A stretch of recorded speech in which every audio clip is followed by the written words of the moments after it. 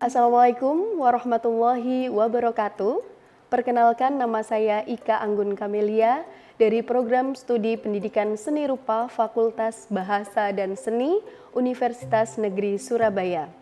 Latar belakang pendidikan saya dari S1 yaitu Pendidikan Seni Rupa, S2 saya Pendidikan Seni Budaya, dan sekarang saya sedang menempuh S3 yaitu Pendidikan Seni. Saya menjadi dosen di Prodi Pendidikan Seni Rupa sejak tahun 2019 dan mengampu beberapa mata kuliah. Di antaranya yaitu ada mata kuliah audiovisual, animasi, multimedia pembelajaran, konsep pendidikan seni, dasar-dasar pendidikan, keterampilan pembelajaran mikro, dan kewirausahaan. Untuk kali ini, saya akan memaparkan salah satu mata kuliah yang saya ampuh, yaitu konsep pendidikan seni. Konsep pendidikan seni merupakan salah satu mata kuliah wajib yang diampu pada semester 1 dan memiliki bobot 2 SKS. Mata kuliah konsep pendidikan seni merupakan mata kuliah yang mengkaji tentang hakikat, pengalaman, proses, hasil karya, peran, fungsi, serta implementasinya dalam pengembangan program pembelajaran di sekolah dari jenjang anak-anak yaitu PAUD, TK, SD, serta jenjang SMP, SMA, dan yang terakhir yaitu anak berkebutuhan khusus. Adapun capaian pembelajaran lulusan terdiri dari 2 poin. Yang pertama, mampu menunjukkan nilai agama, kebangsaan, dan budaya nasional, serta etika akademik dalam pelaksanaan pembelajaran. Yang kedua, mampu mengembangkan pemikiran logis, kritis, sistematis, dan kreatif dalam melakukan pekerjaan yang spesifik di bidang keahlian seni rupa dengan standar kompetensi kerja bidang yang bersangkutan. Dalam mencapai capaian pembelajaran lulusan tersebut, kami men-breakdown dalam capaian pembelajaran mata kuliah, yaitu yang pertama, mengenal etika, norma, dan budaya Nusantara sebagai kearifan lokal pendidikan seni. Yang kedua, menganalisis hakikat, konsep, dan peran seni yang mendasari pengembangan desain program pendidikan seni di sekolah. Adapun komponen materi dari mata kuliah konsep pendidikan seni diantaranya yaitu ruang lingkup pendidikan seni, fungsi seni bagi kehidupan sosial, fungsi seni sebagai suatu identitas, seni sebagai media komunikasi, dan seni untuk budaya, serta mempelajari tentang hakikat seni sebagai sebuah pengalaman yang nantinya akan diterapkan untuk menganalisis karya seni anak, baik itu di jenjang PAUD, TK, SD, serta di jenjang SMP, SMA, dan yang terakhir menganalisis karya anak yang berkebutuhan khusus. Adapun referensi dari mata kuliah ini, saya mengambil dari buku The Meaning of the Art dan Education Through Art dari Herbert Reed, juga Pendidikan Kebudayaan oleh Yudi Latif, Culture Studies oleh Story, Pengantar Pendidikan Seni Maulitia, dan yang terakhir Budaya Indonesia Edi Sediawati. Namun, referensi tersebut juga didukung beberapa jurnal yang tidak dapat saya sebutkan satu persatu. Sesuai dengan kontrak perkuliahan yang disampaikan di awal, untuk proses pembelajaran kami laksanakan secara hybrid, yaitu sinkronus dan asinkronus. Secara tatap muka kami lakukan selama 16 kali pertemuan, namun kami juga mengkombinasikan dengan program e-learning Sidia. Evaluasi kami bagi menjadi 4, yaitu yang pertama partisipasi sebanyak 20%, tugas 30%, UTS 20%, dan UAS 30%. Sistem penilaian dilakukan secara transparan dengan melakukan penilaian di dalam e-learning Sidia. Karena dosen dapat memberikan feedback secara langsung dan mahasiswa dapat menerima feedback tersebut. Demikian pemaparan dari mata kuliah konsep pendidikan seni, dan selanjutnya mari kita lihat cuplikan pembelajaran.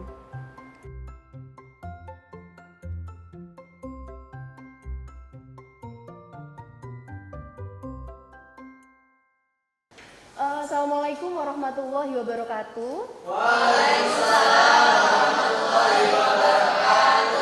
Semangatnya kayak pagi ya. Selamat siang. Sehat semuanya? Sehat. Kayaknya ini sudah masuk semua ya? Lengkap? Lengkap. Oke, saya absen di si dia. Lengkap, terus kita simpan. Ya.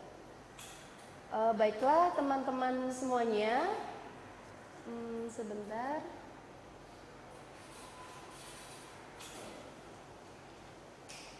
Ya, pada siang hari ini kita akan kembali di mata kuliah konsep pendidikan seni. Nah, di sini kita sudah masuk di pertemuan ke-7. Ya, minggu lalu kita sudah membahas tentang bagaimanakah kebudayaan yang ada di daerah kalian masing-masing. Masih ingat?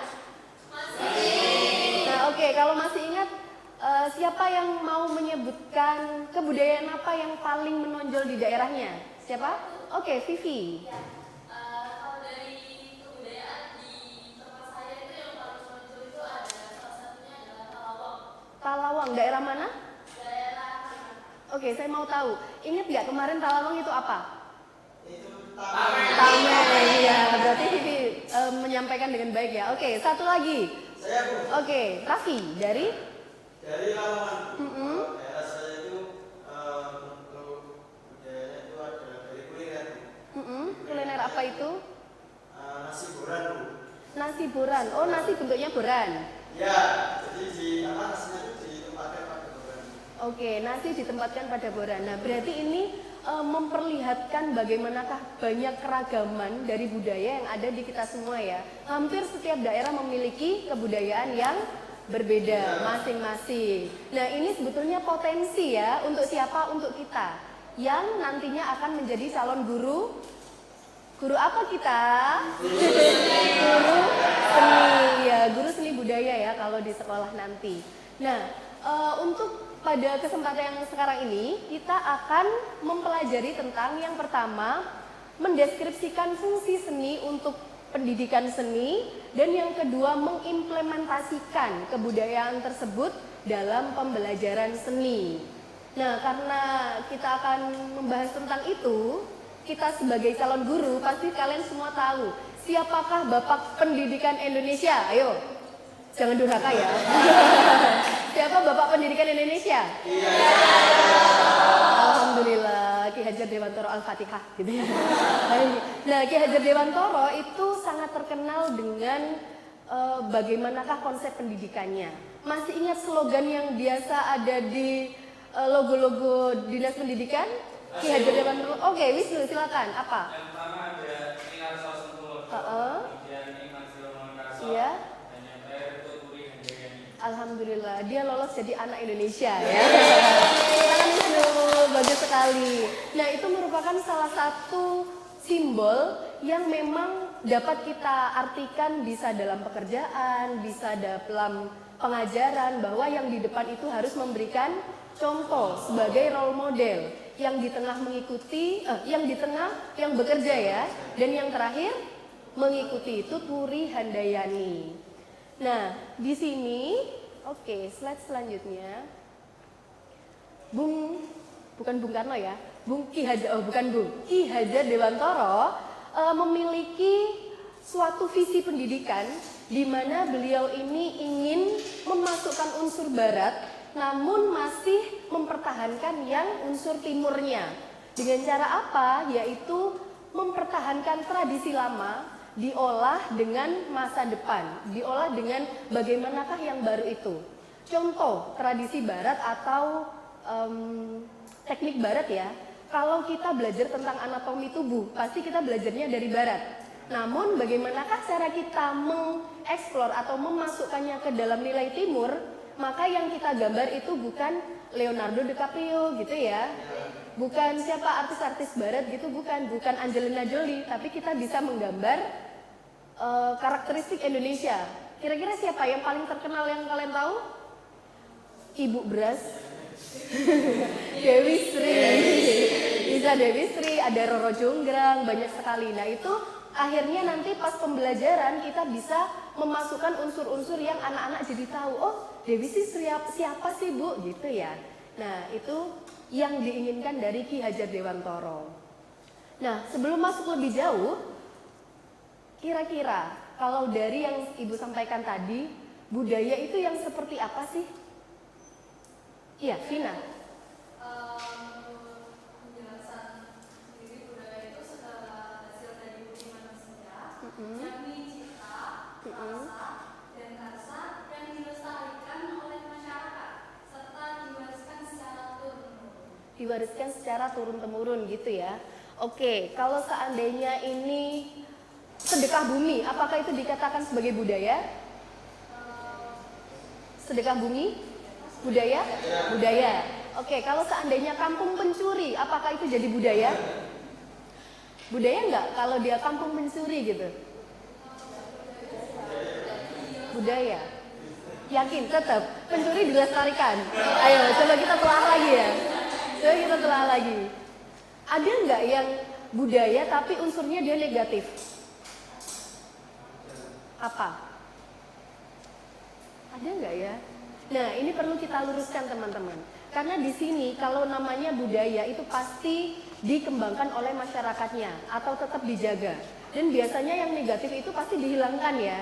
Berarti konteks budaya ini perlu kita ingat bahwa yang dikembangkan itu yang positif.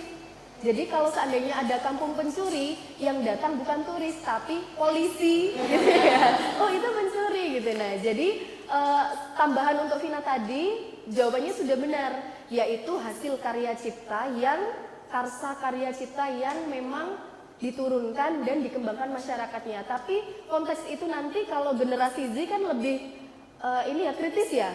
Nanti kalian bisa ditanyain seperti itu. Nah sekarang sudah bisa jawab. Berarti budaya konteksnya di positif. Oke, betul sekali. Lanjut.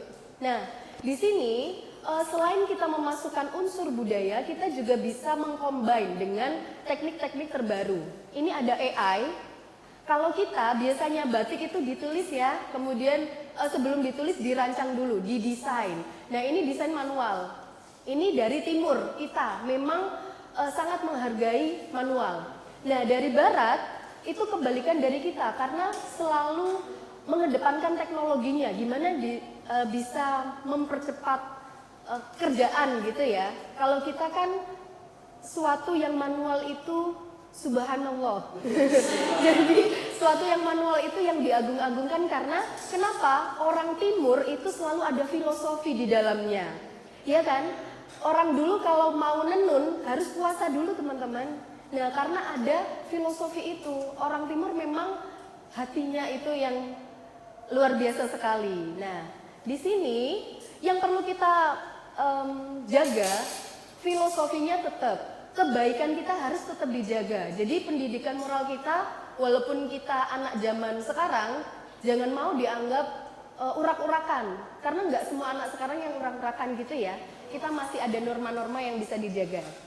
Namun kita juga jangan jadul. Kamu nggak pakai AI? Enggak, aku anti AI. Jangan begitu ya. Kalau begitu kita nanti akan tergerus akan zaman. Jadi AI ini alat, jadi jangan takut sama AI, akhirnya kalian nanti plagiasinya akan, Bu berarti itu kan nggak karya asli saya. Oh bukan, karena nanti ada spek-spek tersendiri bagaimanakah penilaian AI. Nah ini kemarin yang ada masalah itu ya, nanti pas kalian ngajar AI itu bisa dimasukkan di pembelajaran. Tapi bukan untuk mematahkan atau menumpulkan pikiran anak-anak ya. Semakin kita membuat AI, coba ini orang membuat AI sampai jadi naga yang ada hiasan dan gradasi ini, belum tentu kalian memasukkan termnya nada bergradasi, belum tentu hasilnya sebagus ini, iya kan? Jadi perlu kreativitas kan ya. Nah jadi jangan asal oh itu teknologi, oh pasti itu biasa aja, nggak gitu. Kita harus menghargai semuanya. Nah di sini kita akan mengintegrasikan kearifan lokal. Menurut Tisngati dalam Misna Santi, susah ya namanya ya. Nah, ini adat budaya merupakan salah satu kearifan lokal yang merupakan potensi daerah, keunggulan, dan dia dijadikan sebagai sumber belajar. Jadi kearifan lokal itu teman-teman bukan semuanya jadi kearifan lokal, tapi dia itu memang sudah menjadi identitas budaya tersebut. Contoh, kalau nasi boran yang kenal cuma Raffi, ibunya Raffi aja yang bikin, apakah dia jadi identitas? Tidak. Tapi yang dijadikan identitas itu dia sudah menjadi salah satu budaya yang memang banyak yang tahu dan diketahui oleh yang lainnya. Nah, di sini untuk membuat pembelajaran yang bisa mengintegrasikan budaya di dalamnya, kita perlu yang namanya kreativitas dan inovasi. Nah, kreativitas sama inovasi ini speknya ada di sini. Langsung contoh aja ya, biar nggak berlama-lama. Ada yang tahu ini apa? Damar kurung. Berarti ini sudahkah jadi kearifan lokal? Sudah, karena pas saya tanya, saya nggak perlu menjawab banyak panjang-panjang, kalian sudah damar kurung gitu ya. Kalian tahu damar kurung dari mana? Dari Gresik. Berarti damar kurung sudah menjadi identitas Gresik. Nah, sekarang kalau kita membahas damar kurung, bagaimanakah cara damar kurung ini biar bisa masuk ke pembelajaran seni? Itu bisa dari 3 aspek. Yang pertama yaitu agreed procedure. Jadi kita bisa mencontoh prosedurnya. Oh, kalau bikin damar kurung itu bentuknya persegi 4, kemudian dirangkai menjadi lampu. Nanti di situ ada gambarnya dan ada sekat-sekatnya, ada wimbanya dan lain-lain. Nah, itu bisa kita ambil menjadi materi di sekolah. Ayo kita bikin damar kurung. Nah, contoh yang kedua yaitu bagian society-nya atau identitas budayanya.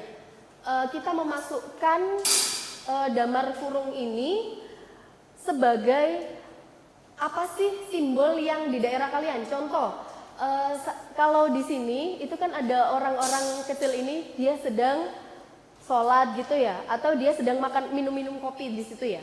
Nah, itu bisa kita masukin contoh. Oh, kegiatan sekarang itu bukan minum kopi Bu, tapi suka kayak main HP. Nah, berarti main HP dimasukin di situ. Jadi sosial sekarang itu yang kayak gimana bisa dimasukin ke dalamnya. Contoh yang ketiga, dia dijadikan sebagai sumber atau gambar simbolnya. Ini bisa diterapkan di media apa, kemudian contoh biasanya ada di tote bag gitu ya. Oke. Ini dianalisis dari sudut pandang seni rupa. Oke. Nah, sebelum dari sini, adakah yang sudah pernah menerapkan damar kurung dalam pendidikan? Oke, gimana kalau damar kurung diterapkan dalam pendidikan seni? Kalau damar kurung diterapkan dalam pendidikan seni itu dalam segi kayak penggambaran. Nanti anak-anak disuruh menggambar. Iya. Seperti cerita yang ada di dalam itu, kemudian nanti cara menggambarnya kita kasih tahu. Cara penggambarannya pakai teknik apa gitu kah?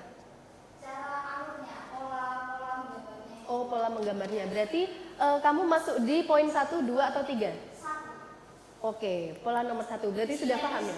Di teknisnya. Oke.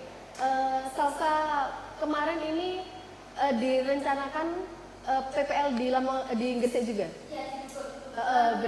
Oh, sudah di sana. Berarti nanti bisa menerapkan itu ya?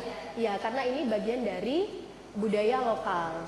Nah, jadi memang teman-teman yang pertama harus dilakukan adalah menganalisis budaya lokal yang ada di tempat kalian itu apa sih? Kadang kita itu hanya melihat yang sudah terkenal saja. Contoh di Lamongan itu yang terkenal adalah bandeng lele. Nah, padahal ada potensi-potensi lain yang bisa diangkat. Contohnya tadi nasi boran, mungkin belum ada motif nasi boran. Nah, itu bisa diangkat menjadi karya seni rupa. Karena karya seni rupa ini sebetulnya gampang ya, karena kita memotret. Jadi apapun itu bisa kita masukkan di dalam karya seni rupa. Lagu, kira-kira bisa nggak dimasukkan ke seni rupa? Bisa ya, diilustrasikan gitu ya. Nah, ini keunggulan yang bisa kita manfaatkan. Dengan banyaknya kebudayaan akan memperkaya materi kita di saat ngajar di sekolah. Ya, itu materi hari ini. Ada yang ditanyakan? Sudah? Oh, ada ternyata. Ya, gimana Raffi? Tadi kan kalau gambar kurung kan dari WC ya Bu. Iya, betul. Nah kalau gambar kurung ini saya jadikan sumber belajar atau pembelajaran bagi anak-anak di Kabupaten Lamongan, apakah itu masih termasuk kearifan lokal Bu? Masih, karena kearifan lokal kan tidak dibatasi itu ya. Maksudnya orang Gresik terus harus gambar kurung, terus orang Lamongan akhirnya nggak boleh. Teritorialnya itu bukan lokal wisdom ya, tapi kita masih yang di ranah Indonesia yang memang itu kebudayaan kita, begitu. Jadi bisa ya? Bisa, asalkan kita tetap menyampaikan bahwa ini dari Gresik. Jadi akhirnya tidak terjadi harta gono gini ya, loh ini dari mana gitu, ya kan? Yang kemarin sempat terjadi kan kita dengan negara lain. Padahal kita yang di sana juga orang Indonesia, tapi ada kesalahpahaman sampai kok kita diambil sih dari sana gitu. Ternyata kemarin pas Bu Anggun ngasih materi di sana, ada perbedaan loh batik dari Malaysia dengan Indonesia. Kalau di Indonesia itu kembali ke arah timur, ada makna di dalamnya dan ada isen. Kalau di Malaysia dia hanya contoh, di Malaysia itu ada Petronas ya. Jadi yang gambar Petronas di batik, udah itu aja, nggak ada makna. Apakah Petronas itu dua berarti melambangkan kesetiaan gitu ya? Kalau di Indonesia kan ada. Nah itu keunggulan dari Indonesia. Bangga nggak jadi orang Indonesia? Oke, bangga, tepuk tangan. Ya. Selanjutnya kita akan mendiskusikan. Teman-teman nanti akan saya bagi menjadi 3 kelompok ya. Kelompok 1, kelompok 2, dan kelompok 3. Apa yang akan didiskusikan? Kemarin kan masing-masing individu sudah tahu apa budayanya. Sekarang silakan diskusi budaya manakah yang paling cocok, yang kira-kira nanti bisa dimasukkan dalam pembelajaran seni. Nah, dan dalam bentuk apa nanti implementasinya? Ini ada waktu 15 menit dan silakan memilih 1 juru bicaranya. Oke, bisa dimulai sekarang? Oke, nggak ada yang ditanyakan? Sudah cukup paham? Cukup. Oke, silakan. Apa? Ya, anggap aja gitu. Aduknya ke sini ya, Vin. Ya. Oke. Sudah. Kalau ini mau pakai budayanya siapa? Saya. Oke, silakan lanjut lagi. Ya, gimana? Ya, oh iya. Bagus gambarnya. Oke, bisa dilanjutkan. Baiklah, karena waktunya sudah 15 menit. Sudah, silakan kembali. Selesai tidak selesai harus selesai. Ya alhamdulillah selesai ya, karena kalian punya ekstra ini ya. Sekarang untuk yang pertama saya persilahkan 1, 2, 3, 4, 5. Sekarang tanggal 2, jadi kelompok 2 silakan maju. Silakan tepuk tangan untuk Novi. Iya silakan. Assalamualaikum warahmatullahi wabarakatuh. Waalaikumsalam. Saya perwakilan dari kelompok 2. Mana suaranya kelompok 2? Oke. Jadi kali ini kelompok 2 menggambarkan salah satu kearifan lokal dari Sidoarjo, yakni motif batik udang bandeng. Nah, motif udang bandeng ini berasal dari Sidoarjo yang mengambil dari tugu udang bandengnya, motif utamanya, dan kearifan lokal ini dapat diterapkan dalam pembelajaran seni rupa, yakni pada ragam hias. Nah, motif ini juga bisa diimplementasikan tidak hanya pada batik, juga dapat pada tote bag, pada cobek, layak, cobek tahu kan ya? Dan yang awalnya anak muda sekarang di bucket hat, tahu kan? Mungkin kalau yang lebih lamanya pakai capil gitu, itu bisa diimplementasikan seperti itu. Oke, terima kasih Novi. Ya, Novi tadi menyampaikan kalau motifnya dimasukkan di dalam media lain begitu ya. Kira-kira media capil, apakah sekarang masih musim ya capil gitu? Adakah masukan dari teman-teman mungkin bisa menambah nanti kelompoknya Novi? Yang bisa lebih fleksibel gitu mungkin ya? Gimana, pakai apa? Yang sekarang gitu mungkin ya, iya. Jadi nggak capil lagi. Kalau capil akhirnya nanti jadi hiasan dinding ya? Nah, kalau sekarang itu lebih seneng kalau jadi benda terapan yang memang dipakai. Ya, topi kan ada topi yang begini tuh ya?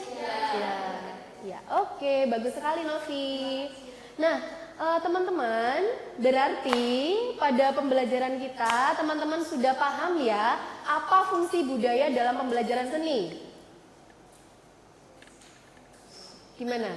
Fungsinya budaya dalam pembelajaran seni tadi untuk memberikan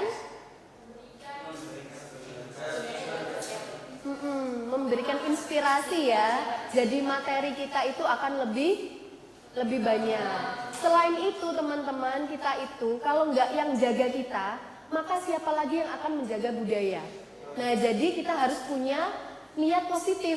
Jadi niat untuk membela negara gitu ya. Membela negara kan nggak harus perang ya teman-teman, tapi bisa dengan menjaga budaya. Nah, oleh karena itu budaya itu jangan di nomor 2-kan, namun budaya itu bisa diaplikasikan dalam pembelajaran seni rupa. Baiklah, terima kasih untuk hari ini. Minggu depan sudah pertemuan ke-8. Waktunya UTS. Nah, UTS teman-teman nanti silakan mempelajari materi yang Bu Anggun sampaikan dari pertemuan 1 sampai pertemuan 7. Nanti akan kita kerjakan di Sidia, namun tetap di kelas ini ya teman-teman ya, biar terkontrol nanti. Selamat, semangat untuk tetap belajar, walaupun budaya pasti kalian nanti nilainya bagus semua ya. Demikian, ada sampah di bawah kalian, coba dilihat, sudah bersih, aman? Oke, kalau sudah bersih nanti jangan sampai ada barang yang tertinggal. Demikian untuk hari ini, salam budaya untuk kita semuanya. Salam dong, salam budaya. Karena kita habis bahas budaya. Baiklah, sebelum saya tutup, teman-teman akan lebih hikmat kalau kita tutup dengan doa. Silakan Ketua Kelas Agung untuk menutup. Teman-teman, sebelum kita mengakhiri pelajaran kita ini, mari kita mengucap berhamdulillah bersama. Alhamdulillah. Terima kasih Agung, semoga kita selamat sampai tujuan. Demikian saya akhiri. Assalamualaikum warahmatullahi wabarakatuh. Waalaikumsalam warahmatullahi wabarakatuh.